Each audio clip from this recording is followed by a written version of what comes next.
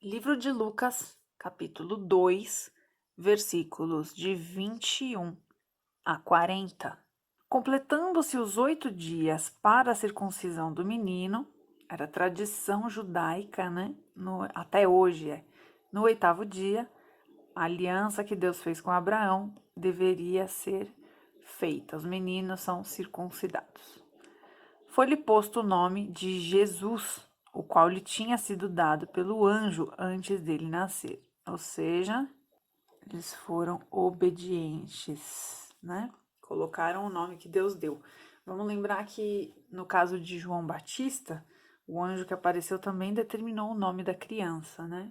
Então, nos dois casos, Jesus e João, o anjo não só entregou a profecia, o milagre, como também determinou o nome do milagre. Completando-se o tempo da purificação deles, de acordo com a lei de Moisés, José e Maria o levaram a Jerusalém para apresentá-lo ao Senhor. Pela lei, existia um tempo em que eles tinham que ser purificados, principalmente a mãe.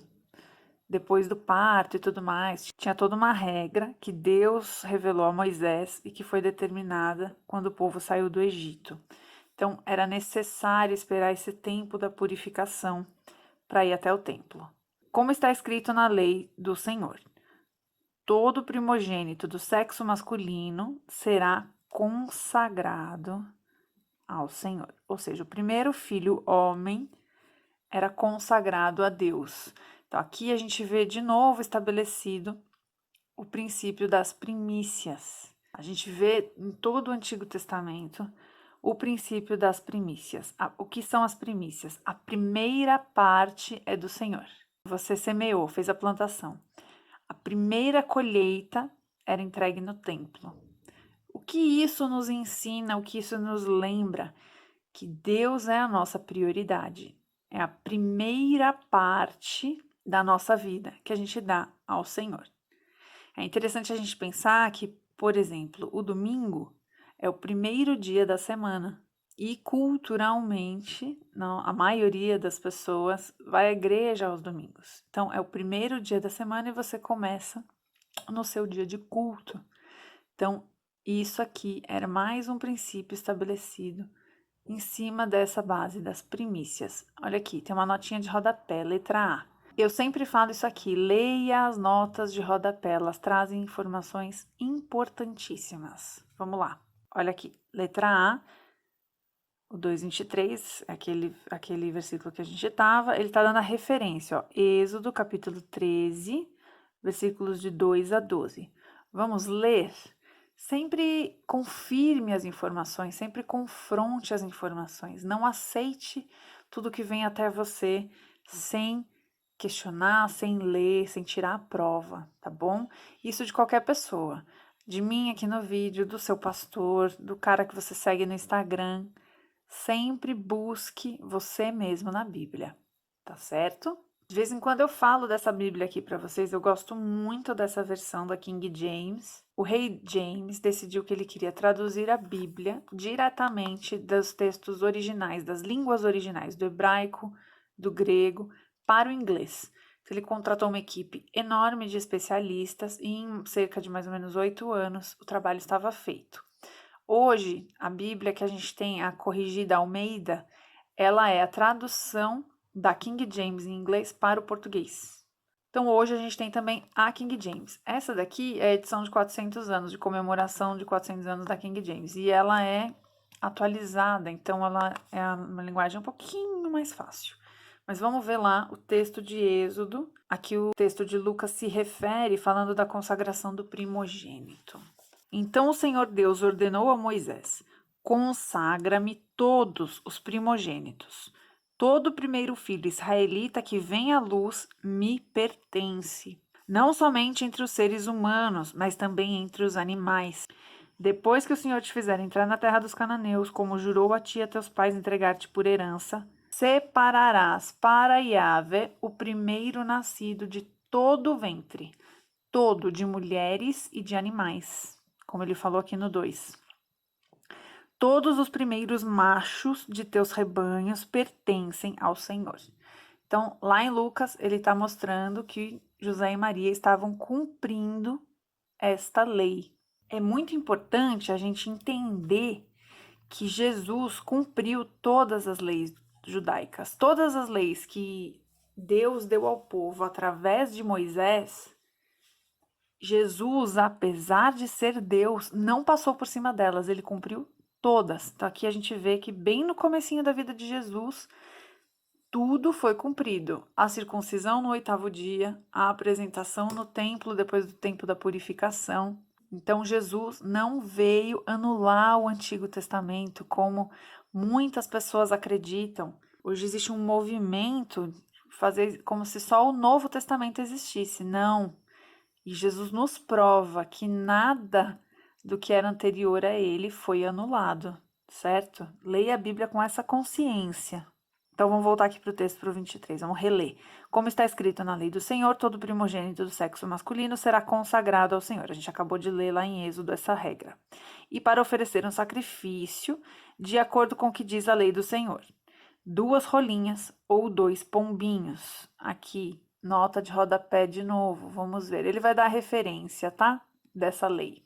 Olha aqui, mais um texto. Referência B, Levíticos 12:8. Em Levíticos, existe a instrução para todos os tipos de sacrifício. Então, lá está explicando essa lei da oferta da rolinha ou do pombinho. O que era a oferta das pombas? Era a menor oferta, era o mais pobre, o pobre dos pobres, a oferta dele tinha que ser a pombinha ou a rolinha. Então aqui é interessante que o texto nos diz que a oferta de José e Maria era essa. Conhecendo as regras das ofertas, o texto nos dá a informação do tamanho da pobreza de José e de Maria, porque existia uma escala de oferta de acordo com a sua situação financeira. Então, alguns ofertavam bois, outros ovelhas, outros cordeiros, outros cereais, e o último do último na escala eram os pombinhos. E foi justamente essa oferta que José e Maria levaram para o templo. Ou seja, isso nos diz exatamente a situação econômica, a realidade econômica em que Jesus nasceu. Se fosse hoje, Jesus certamente teria nascido em uma favela. Versículo 25. Havia em Jerusalém um homem chamado Simeão, que era justo e piedoso. Quando o texto diz que a pessoa é justa, diz muito. Quero eu que Deus possa dizer de mim que eu sou justa. Quero muito que os lábios do Senhor possam dizer que sou justa e piedosa. E aqui ele está falando que esse homem era tudo isso. E que esperava a consolação de Israel. Olha que bonito isso. Ele era justo, piedoso, e ele orava por Israel. Você tem orado pela sua nação? Você tem orado pelo seu país? É muito importante a gente entender que os propósitos do Senhor não são para nós, como pessoa individual. Os propósitos do Senhor são para um povo, são para um mundo. E esse homem, por ser justo, piedoso, ele tinha essa consciência e ele esperava a consolação de Israel. E o Espírito Santo estava sobre ele. Fora-lhe revelado pelo Espírito Santo que ele não morreria antes de ver o Cristo do Senhor. Ou seja, ele sabia que antes de morrer ele ia ver o Messias. Gente, que intimidade com Deus para ter esse tipo de revelação. Que o Senhor permita que eu e você tenhamos esse tipo de intimidade. Para anotar as minhas impressões dos meus estudos, eu gosto de usar essa Bíblia, que chama Bíblia Anote. Ela tem esse espacinho para anotação aqui na lateral. E como o texto é um pouquinho longo, conforme a gente lê, eu já vou fazendo as minhas anotações, assim eu não me perco. Essa é a minha sugestão para que você estude a Bíblia também desse jeito, mas claro, cada um tem um jeito, não existe regra, não existe jeito certo, existe o jeito que você consegue aprender e memorizar. Que o Senhor me dê esse nível de intimidade com o Espírito Santo. Então, a primeira lição que eu tiro desse texto, eu desejo no meu coração de que eu e você tenhamos esse grau de intimidade e de revelação do céu. Querido, o Espírito Santo não nos deixa enganados. Se a gente tiver esse nível de intimidade com Ele, a gente não cai em armadilha, a gente não acredita na mentira dos outros, a gente não é levado e influenciado por falsos profetas, porque nós estamos alinhados com a voz da criação, com o Verbo. Se você quer ter essa intimidade com o Espírito, ela está disponível para você. O segredo, anota aí, são só 3 coisinhas: jejum, oração e leitura da Bíblia. Continuando aqui no texto, olha que lindo como Deus cuida de nós, como ele se alegra em alegrar o nosso coração. Esse era o desejo de Simeão. E olha aqui o que ele conta no versículo 27. Movido pelo Espírito, ele foi ao templo, ou seja, o Espírito Santo avisou para ele, e ele foi. Quando os pais trouxeram o menino Jesus para lhe fazerem o que requeria o costume da lei, Simeão o tomou nos braços e louvou, ou seja, ele olhou para Jesus, ele reconheceu o Messias em Jesus. Simeão tomou nos braços e louvou. Pelo Espírito, foi revelado quem era aquela criança. Gente, era um bebê, um bebezinho, mas Simeão soube quem ele era. E olha o que ele fala. Ó soberano, como prometeste, ou seja, Deus já tinha prometido para ele, agora podes despedir em paz o teu servo, ou seja, já posso morrer, pois os meus olhos já viram a tua salvação. E é Jesus, a personificação da salvação, que preparaste à vista de todos os povos. Só para os judeus? Não, para todos os povos. Luz para a revelação aos gentios e para a glória de Israel, o teu povo. Luz para os gentios, glória para Israel. Olha a revelação que esse homem tem do céu, de algo que as pessoas só vão entender muito tempo depois. O Espírito nos dá spoilers. O Espírito do Senhor nos adianta os assuntos.